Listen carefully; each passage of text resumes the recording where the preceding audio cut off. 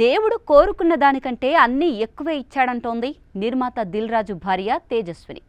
మంచి కుటుంబం, పిల్లాడు ఉన్నాడు అని ఇంతకంటే ఇంకేం కావాలని చెప్తోంది. తాజాగా ఓ ఇంటర్వ్యూలో తేజస్విని మాట్లాడుతూ, మా కుటుంబం అంతా ఏడాదికొకసారి మాత్రమే సినిమాకు వెళ్లేవాళ్ళం.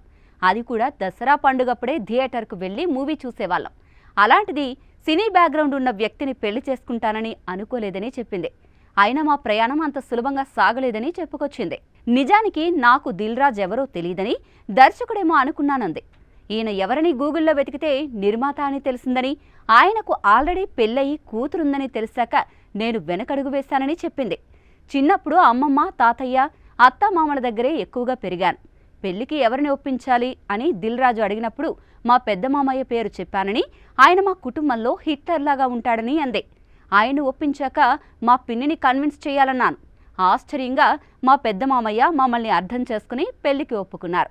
కానీ పిన్ని మాత్రం మా పెళ్లికి ఒప్పుకోలేదంది. తర్వాత ఎలాగోలా ఒప్పించి పెళ్లి చేసుకున్నామని చెప్పుకొచ్చింది.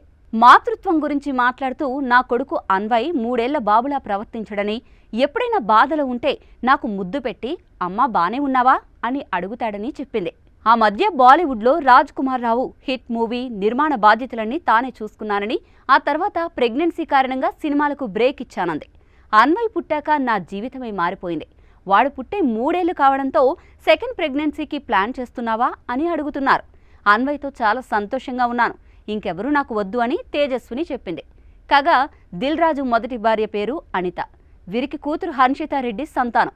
2017లో అనిత గుండెపోటుతో మరణించింది. అనంతరం హైదరాబాద్కు చెందిన తేజస్విని 2020లో దిల్ రాజు పెళ్లి చేసుకున్నారు. ఈమె అసలు పేరు వైఘారెడ్డి.